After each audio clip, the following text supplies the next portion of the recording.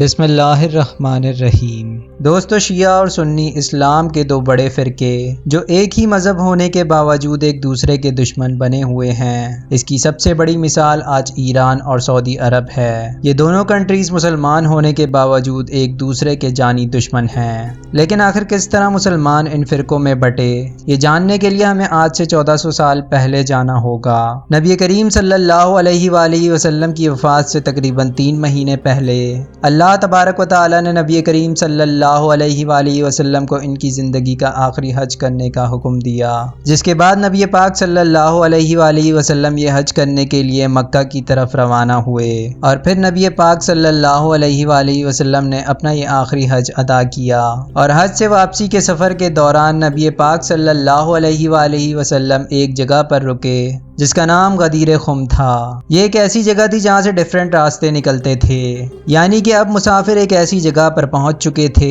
جہاں سے ان کے راستے الگ ہونے والے تھے۔ تو نبی کریم صلی اللہ علیہ وآلہ وسلم نے اس جگہ پر رک کر اپنے صحابہ کو حکم دیا کہ میرے لیے یہاں ایک ممبر تیار کریں، جس کے بعد نبی پاک صلی اللہ علیہ وآلہ وسلم کے صحابہ نے ان کے لیے ممبر تیار کیا۔ پھر آپ صلی اللہ علیہ وآلہ وسلم ممبر پر جلوہ افروز ہوئے اور فرمایا، اے لوگو جان لو کہ میں بھی ایک انسان ہوں، ہو سکتا ہے کہ بہت جلد موت کا فرشتہ آ کر مجھے موت کی دعوت دے اور میں اس دعوت کو قبول کر لوں، لیکن میں اپنے بعد تم میں 2 بھاری چیزیں چھوڑ کر جا رہا ہوں، قرآن اور دوسری میری اہل بیت۔ قرآن کو تھامے رکھنا، اور میں تمہیں اللہ کا خوف دلاتا ہوں کہ میری اہل بیت کے ساتھ اچھا سلوک کرنا۔ پھر آپ صلی اللہ علیہ وآلہ وسلم نے مولا علی کو ممبر پر بلایا اور فرمایا کہ من کنت مولا ہو فہذا علی مولا، کہ جس کا میں مولا ہوں اس کے علی مولا ہیں۔ یا اللہ اس سے محبت کر جو علی سے محبت کرے، اور اس سے دشمنی رکھ جو علی سے دشمنی رکھے۔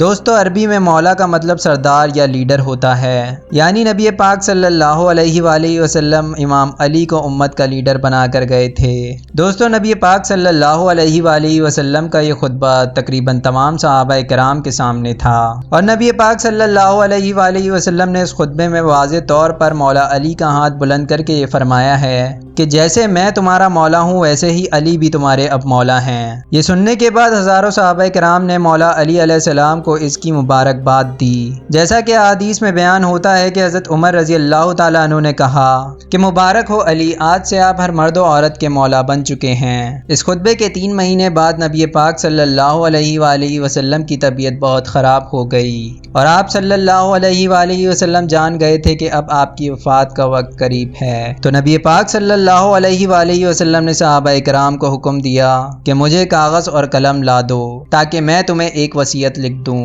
جس کے بعد تم کبھی گمراہ نہیں ہوگے۔ لیکن یہاں پر حضرت عمر نے آگے سے کہہ دیا کہ نبی پاک صلی اللہ علیہ وآلہ وسلم اس وقت بیماری کی حالت میں ہیں، جس کی وجہ سے وہ ایسی باتیں کر رہے ہیں، اور ہمارے پاس ویسے بھی اللہ کی کتاب موجود ہے جو ہمارے لیے کافی ہے۔ حضرت عمر کی یہ بات سن کر صحابہ کرام کے درمیان بحث شروع ہو گئی۔ کچھ صحابہ کرام نے کہا کہ نبی پاک صلی اللہ علیہ وآلہ وسلم کی بات مانو اور انہیں کاغذ اور قلم لا دو، جبکہ کچھ صحابہ کرام نے اس کی مخالفت کی۔ دوستو، یاد رہے کہ اس مجلس میں مولا علی موجود نہیں تھے، اور صحابہ کرام نبی پاک صلی اللہ علیہ وآلہ وسلم کے سامنے آپس میں بحث کر رہے تھے۔ جب نبی کریم صلی اللہ علیہ وآلہ وسلم نے یہ سب دیکھا تو آپ صلی اللہ علیہ وآلہ وسلم ناراض ہو گئے اور فرمایا کہ اب مجھے بس اکیلا چھوڑ دو، جس کے بعد سارے صحابہ نبی پاک صلی اللہ علیہ وآلہ وسلم کو اکیلا چھوڑ کر حجرے سے باہر آ گئے۔ نبی کریم صلی اللہ علیہ وآلہ وسلم کاغذ اور قلم اس لیے مانگ رہے تھے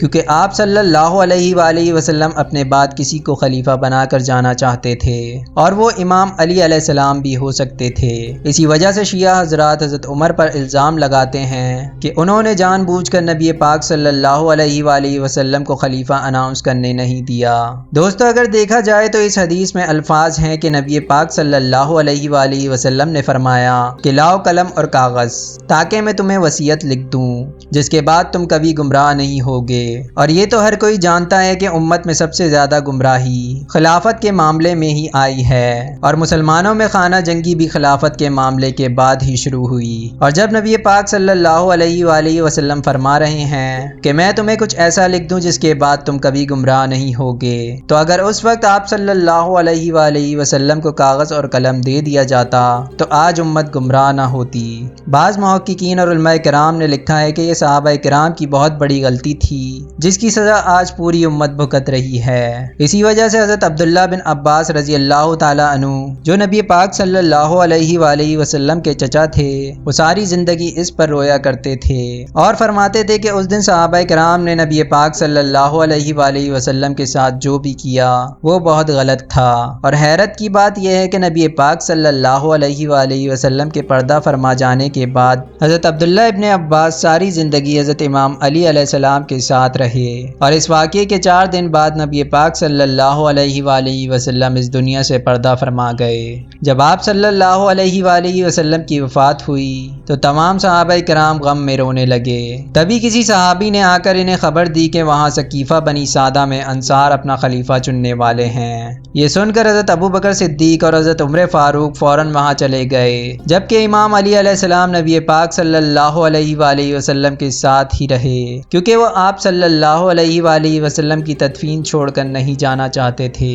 نبی پاک صلی اللہ علیہ وآلہ وسلم نے فرمایا تھا کہ مجھے علی اور میرے چچا عباس ہی دفن کریں۔ صرف امام علی علیہ السلام ہی نہیں بلکہ حضرت زبیر، حضرت سلمان فارسی، حضرت مقداد، حضرت بلال حبشی اور حضرت سعد بن عبادہ بھی نبی پاک صلی اللہ علیہ وآلہ وسلم کو چھوڑ کر نہیں گئے۔ ثقیفہ بنی سعدہ پہنچ کر حضرت ابو بکر صدیق نے انصار کو کہا کہ نبی پاک صلی اللہ علیہ وآلہ وسلم قریش میں سے تھے تو خلیفہ بھی قریش میں سے ہی ہونا چاہیے، جبکہ انصار حضرت سعد بن عبادہ کو خلیفہ بنانا چاہتے تھے لیکن وہ اس وقت وہاں موجود نہیں تھے۔ اس کے بعد حضرت عمر نے حضرت ابو بکر کا ہاتھ بلند کیا اور لوگوں نے انہیں خلیفہ چن لیا۔ امام علی علیہ السلام کو اس طرح خلیفہ چننا صحیح نہیں لگا۔ یہ ویسے ہی تھا جیسے بغیر الیکشنز کروائے کچھ لوگ کسی کو پرائم منسٹر بنا دیتے ہیں، تو اسی وجہ سے امام علی علیہ السلام نے حضرت ابو بکر صدیق کی بیعت نہیں کی۔ صرف امام علی علیہ السلام ہی نہیں بلکہ حضرت سعد بن عبادہ نے بھی حضرت ابو بکر صدیق کی بیعت نہیں کی۔ اس کے علاوہ اور بھی بڑے اصحاب جیسے حضرت زبیر، حضرت سلمان فارسی، حضرت مقداد اور نبی پاک صلی اللہ علیہ وآلہ وسلم کے چچا حضرت عباس، ان سب نے بھی شروع میں حضرت ابو بکر کی بیعت نہیں کی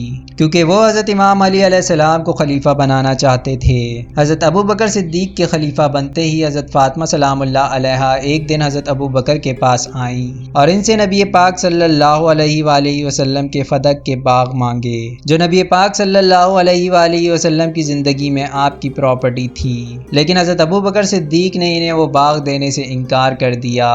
اور کہا کہ نبیوں کی کوئی وراثت نہیں ہوتی۔ اس بات پر حضرت فاطمہ سلام اللہ علیہا بہت ناراض ہوئیں اور وہ اپنی وفات تک حضرت ابو بکر سے ناراض رہیں، جبکہ اس معاملے میں حضرت فاطمہ سلام اللہ علیہا نے حضرت ابو بکر صدیق کی حدیث کے مقابلے میں قرآن سے استدلال پیش کیا تھا، یعنی آپ سلام اللہ علیہا نے قرآن کی آیات کو حدیث کے مقابلے میں پیش کیا تھا، جس کی تفصیل آپ کو مستند احادیث کی کتب میں واضح طور پر مل جائے گی۔ حضرت فاطمہ سلام اللہ علیہا حضرت ابو بکر صدیق کے فیصلے پر بہت ناراض ہوئیں، یہاں تک کہ جب حضرت فاطمہ سلام اللہ علیہا کا انتقال ہوا تو امام علی علیہ السلام نے حضرت ابو بکر اور حضرت عمر کو اس بارے میں نہیں بتایا اور حضرت فاطمہ سلام اللہ علیہا کو رات کے اندھیرے میں ہی دفن کیا۔ حضرت فاطمہ سلام اللہ علیہا کی وفات کے بعد امام علی علیہ السلام نے یہ ریئلائز کیا کہ لوگوں کا برتاؤ آپ کے ساتھ اچھا نہیں ہے، یعنی کہ لوگ آپ سے بات کرنا پسند نہیں کرتے تھے۔ اس کی وجہ یہ بتائی جاتی ہے کہ امام علی علیہ السلام نے حضرت ابو بکر کی بیعت نہیں کی تھی۔ لوگوں کا یہ برتاؤ دیکھ کر امام علی علیہ السلام نے حضرت ابو بکر صدیق کو اپنے گھر بلایا اور کہا کہ حضرت عمر کو وہ اپنے ساتھ نہ لائیں۔ اس کے بعد حضرت ابو بکر ان کے گھر آئے اور زارو قطار رونے لگے اور امام علی علیہ السلام سے معذرت کی۔ اس کے بعد امام علی علیہ السلام نے پھر سب لوگوں کے سامنے حضرت ابو بکر کی بیعت کی۔ دوستو، یہ تمام واقعات آج بھی اسلام کے سب سے بڑے کنٹروورشل ٹاپکس ہیں جن پر مسلمان آج تک ایک دوسرے سے لڑتے ہیں اور ہمارے مولوی اور سو کالڈ علماء حضرات انہی واقعات کی بنیاد پر فرقہ واریت کو فروغ دیتے ہیں۔ دوستو ہمیں چاہیے کہ ہم قرآن و حدیث کا خود مطالعہ کریں اور ان واقعات کو سمجھیں۔ یہی وہ واقعات تھے جس کی وجہ سے اس وقت مسلمانوں میں اختلاف شروع ہو گئے تھے، لیکن اس کے بعد ایک اور بڑا طوفان آنے والا تھا جس نے پوری امت کو توڑ کر رکھ دیا۔ حضرت ابوبکر صدیق کی خلافت کے بعد اگلے خلیفہ حضرت عمر بنے۔ حضرت عمر کے دور میں کوئی فتنہ کھڑا نہیں ہوا، ان کا دور مسلمانوں کے لیے ایک گولڈن پیریڈ تھا، لیکن جب حضرت عمر کی وفات کا وقت قریب آیا تو انہوں نے 6 لوگوں کی کمیٹی بنائی اور فرمایا کہ اب اگلا خلیفہ ان 6 لوگوں میں سے چنا جائے، جس کے بعد حضرت عثمان کو خلیفہ چن لیا گیا۔ دوستو حضرت عثمان کی خلافت کے بعد اس وقت کے مسلمانوں نے حضرت عثمان کے اوپر اقربا پروری کا الزام لگایا، کیونکہ حضرت عثمان رضی اللہ تعالیٰ عنہ نے خلیفہ بنتے ہی اپنے رشتہ داروں کو گورنر بنانا شروع کر دیا، اور حضرت عثمان کے گورنرز میں ولید بن عقبہ بھی شامل تھا جس نے شراب پی کر نماز پڑھائی تھی۔ اس کے علاوہ عبداللہ بن سبا اور مروان بن حکم جیسے لوگ بھی تھے جنہیں نبی پاک صلی اللہ علیہ وآلہ وسلم نے ملک سے نکال دیا تھا، یعنی جب تک نبی پاک صلی اللہ علیہ وآلہ وسلم مدینہ میں تھے ان کو مدینے میں آنے کی اجازت نہیں تھی۔ اس کے علاوہ سعید بن عاص اور عبداللہ بن عامر جیسے گورنر بھی تھے جن کی حکومت سے لوگ بہت ناراض تھے۔ یہ حالات دیکھ کر نبی پاک صلی اللہ علیہ وآلہ وسلم کے بہت ہی عزیز صحابی اور مولا کائنات امام علی علیہ السلام کے قریبی دوست حضرت ابو ذر غفاری رضی اللہ تعالیٰ عنہ حضرت عثمان کے خلاف ہو گئے اور حضرت عثمان کے فیصلوں کو کرٹیسائز کرنے لگے۔ حضرت ابو ذر غفاری رضی اللہ تعالیٰ عنہ شام جا کر امیر معاویہ کے کاموں کو کھلے عام کرٹیسائز کرنے لگے۔ جب معاویہ نے یہ دیکھا تو انہوں نے حضرت عثمان کو خط لکھا، جس کے بعد حضرت عثمان نے انہیں مدینہ واپس بلا لیا، لیکن مدینہ آ کر بھی حضرت ابو ذر غفاری رضی اللہ تعالیٰ عنہ حضرت عثمان کے فیصلوں کو کرٹیسائز کرتے رہے، جس کے بعد حضرت عثمان نے انہیں مدینہ سے نکال کر ایک صحرا میں بھیج دیا۔ حالانکہ نبی پاک صلی اللہ علیہ وآلہ وسلم نے فرمایا تھا کہ ابو ذر غفاری میری امت میں حضرت عیسیٰ کی طرح ہے اور یہ سب سے سچا انسان ہے۔ صرف حضرت ابو ذر غفاری ہی نہیں بلکہ حضرت عمار ابن یاسر اور بی بی عائشہ رضی اللہ تعالیٰ عنہ جیسے صحابہ بھی حضرت عثمان کے خلاف ہو گئے تھے، اور بنی امیہ کے حکمرانوں کے ظلم و ستم سے تنگ آ کر مسلمانوں کے ایک گروہ نے حضرت عثمان کے گھر کا گھیراؤ کر لیا، جس میں بہت سے صحابہ کرام بھی موجود تھے۔ ان لوگوں کا یہ مطالبہ تھا کہ حضرت عثمان غنی اپنی خلافت چھوڑ دیں یا تو پھر بنی امیہ کے گورنروں کو معزول کریں اور ان کی جگہ سچے اور ایماندار گورنر بٹھائیں جو امت کی داد رسی کا درد رکھتے ہوں۔ حضرت عثمان رضی اللہ تعالیٰ عنہ کے گھر کا گھیراؤ دیکھ کر مولا علی علیہ السلام نے اپنے بیٹے حضرت امام علی مقام امام حسن علیہ السلام اور حضرت امام علی مقام امام حسین علیہ السلام کو حضرت عثمان کی حفاظت کے لیے کھڑا کر دیا اور خود اس مسئلے کو حل کرنے کی کوشش کرتے رہے، لیکن کچھ لوگ چھپکے سے حضرت عثمان کے گھر میں داخل ہوئے اور انہیں شہید کر دیا۔ یہ لوگ کون تھے آج تک یہ کوئی نہیں جانتا۔ حضرت عثمان کی شہادت کے بعد پوری اسلامی سلطنت کی حالت بگڑ چکی تھی، کیونکہ حکومت کرپٹ گورنرز کے ہاتھوں میں تھی۔ تو اس سب کو ٹھیک کرنے کے لیے لوگوں نے مولا علی علیہ السلام کو خلیفہ بنا دیا۔ امام علی علیہ السلام کے خلیفہ بنتے ہی بنی امیہ کے ان کرپٹ گورنرز نے جیت صحابہ کرام کو امام علی علیہ السلام کے خلاف بھڑکانا شروع کر دیا، جس کی وجہ سے امام علی علیہ السلام کے خلیفہ بنتے ہی حضرت عائشہ رضی اللہ تعالیٰ عنہ امام علی علیہ السلام کے خلاف کھڑی ہو گئیں، کیونکہ وہ چاہتی تھی کہ امام علی علیہ السلام حضرت عثمان کے قتل کا بدلہ لیں، لیکن امام علی علیہ السلام جانتے تھے کہ اس سے اور زیادہ فتنے اٹھیں گے اور یہ بدلہ لینے کا صحیح وقت نہیں ہے۔ لیکن حضرت عائشہ نے امام علی علیہ السلام کی بات نہیں مانی اور وہ اس بات پر مضر تھیں کہ یا تو علی عثمان کے قاتلوں کو ڈھونڈ کر انہیں سزا دیں یا پھر خلافت کو چھوڑ کر ان سے جنگ کریں، جس کی وجہ سے امام علی علیہ السلام اور حضرت عائشہ کے درمیان جنگ جمل ہوئی۔ اس جنگ کے بعد معاویہ بن ابی سفیان امام علی کے خلاف کھڑے ہو گئے، کیونکہ انہیں حضرت عثمان نے گورنر لگایا تھا، لیکن امام علی علیہ السلام نے خلیفہ بنتے ہی اسے گورنر کے عہدے سے ہٹا دیا تھا، کیونکہ ان پر مسلمانوں کے مال پر قبضہ کرنے کا الزام تھا۔ امیر معاویہ سے برداشت نہیں ہوا تو انہوں نے امام علی علیہ السلام کے ساتھ بغاوت کی، جس کے بعد امام علی علیہ السلام نے ان سے جنگ کی، لیکن جنگ کے آخر میں موت کے ڈر سے امیر معاویہ اور ان کے ساتھیوں نے قرآن نیزوں پر اٹھا لیا اور یہ سب بچ گئے۔ اس کے بعد خوارج امام علی علیہ السلام کے خلاف خلاف کھڑے ہو گئے اور پھر امام علی علیہ السلام نے خوارج کے ساتھ جنگ کی۔ اس کے بعد انہی خوارج میں سے بچ جانے والے ابن ملجم نامی شخص نے امام علی علیہ السلام کو شہید کر دیا۔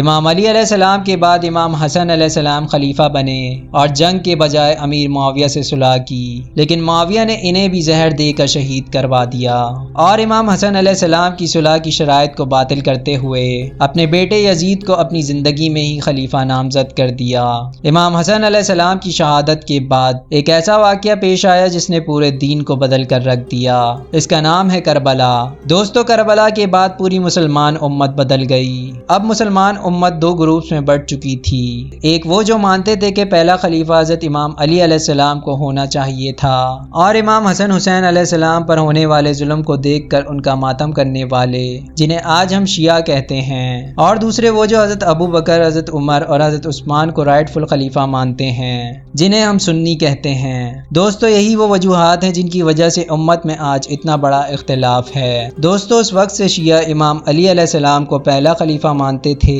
کیونکہ نبی پاک صلی اللہ علیہ وآلہ وسلم نے غدیر خم پر ان کا ہاتھ بلند کیا تھا، جبکہ سنی حضرت ابو بکر صدیق کو پہلا خلیفہ مانتے تھے۔ اس کے علاوہ بھی وقت کے ساتھ ساتھ ان دونوں فرقوں میں اور اختلافات بڑھنے لگے، جیسا کہ شیعہ 12 اماموں کو مانتے ہیں جو کہ نبی پاک صلی اللہ علیہ وآلہ وسلم کے بعد امت کے امام تھے، اور وہ ماتم کو بھی جائز سمجھتے ہیں، جبکہ سنی اس کو صحیح نہیں سمجھتے۔ اس کے علاوہ حضرت ابو بکر صدیق کا حضرت فاطمہ سلام اللہ علیہا کو ان کا حق نہ دینا، حضرت عمر کا نبی پاک صلی اللہ علیہ وآلہ وسلم کو قلم نہ دینا، اور حضرت عائشہ رضی اللہ تعالیٰ عنہ کا امام علی علیہ السلام کے خلاف کھڑا ہونا، یہ سارے انسیڈنٹس ان کے درمیان دیوار بن گئے۔ اس طرح امت دو فرقوں میں بٹ گئی۔ پھر امیہ خلافت کے بعد جب عباسی خلافت آئی تو سنی فرقہ 4 حصوں میں بٹ گیا: حنفی، مالکی، شافعی اور حنبلی، اور اسی طرح ان دو فرقوں سے آگے اور بہت سے فرقے نکلے جو آج آپ دیکھ سکتے ہیں۔ نبی پاک صلی اللہ علیہ وآلہ وسلم نے فرمایا کہ قرب قیامت سے پہلے میری امت 72 فرقوں میں بٹ جائے گی۔ دوستو، امید ہے کہ ویڈیو آپ کو ضرور پسند آئی ہوگی۔ اس طرح کی معلوماتی ویڈیوز دیکھنے کے لیے ہمارے چینل کو سبسکرائب کریں۔ اللہ سے دعا ہے کہ اللہ ہمیں نیک اعمال کرنے کی توفیق عطا فرمائے اور ہم سب کا خاتمہ ایمان پر فرمائے۔ آمین۔